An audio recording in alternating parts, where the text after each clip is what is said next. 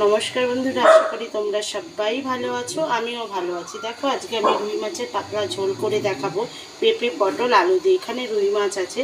রুই মাছগুলোকে আমি ভালো করে ধুয়ে নিয়েছি, তারপর নুন হলুদ দিয়ে ভেজে নিয়েছি। আর এখানে আছে পেঁপে। দেখো, পেঁপেগুলোকে লম্বা লম্বা করে কেটে নিয়েছি, পটল আর আলু। চলো রান্নাটা শুরু করো।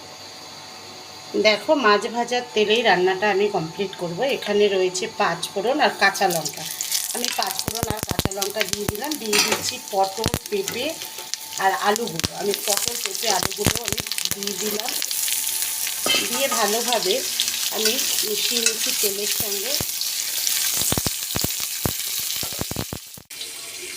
দেখো কী কী মশলা দিচ্ছি: আদা, ধনের গুঁড়ো, স্বাদ মতন চিনি, হলুদের গুঁড়ো, লঙ্কা পেস্ট, লঙ্কার গুঁড়ো, জিরের গুঁড়ো। চলো মশলাগুলো দিয়ে দিই। এবার মশলাগুলো দিয়ে আমি অল্প পরিমাণ উষ্ণ গরম জল দিলাম।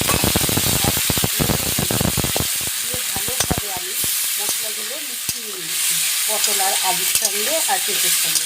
আমি কিন্তু আজকে পটল, আলু, পেঁপে দিয়ে রুই মাছের পাতলা ঝোল করে তোমাদের দেখাচ্ছি। দেখো, আমি একটা পাত্রে গরম জল করে নিয়েছি। উষ্ণ গরম জল আমি দিয়ে দিচ্ছি। দেখো, মশলাগুলো একদম ভাজা ভাজা হয়ে গেছে। এবার আমি উষ্ণ গরম জলটা দিয়ে দিলাম। দিয়ে ভালোভাবে আমি পটল, আলু, পেঁপেগুলো মিশিয়ে নিচ্ছি গরম জলের সঙ্গে।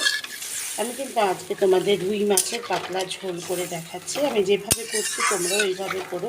করে কমেন্টস বক্সে কমেন্টস করতে একদম ভুলবে না। দেখো, ঝোলটা ফুটে উঠেছে। দেখেছো, ঝোলটা ফুটে উঠেছে। এবার যে মাছটা আমি ভেজে রেখেছিলাম, দেখো মাছটা ভেজে রেখেছিলাম, সেই মাছগুলো আমি ঝোলের মধ্যে দিয়ে দিলাম। দিয়ে ভালোভাবে আমি মিশিয়ে নিচ্ছি মাছগুলো। দেখো, আমি মিশিয়ে নিলাম। এবার ঢাকনা দিয়ে ঢেকে দেবো। দেখো, মাছের ঝোলটা একদম রেডি হয়ে গেছে। দেখেছো, কালারটাও কিন্তু অসাধারণ এসছে। আমি গ্যাসটা অফ করে দিচ্ছি। ঠান্ডা হলে আমি পরিবেশন করে দেখাচ্ছি। দেখো, পরিবেশন করে নেওয়া হয়েছে। দেখেছো, গরম গরম ভাতে খেতে কিন্তু অসাধারণ লাগবে। আমি যেভাবে করলাম তোমরাও এইভাবে করো। করে কমেন্টস বক্সে কমেন্টস করতে একদম ভুলবে না। এখনকার মতন আসি। নমস্কার, সবাই ভালো থেকো।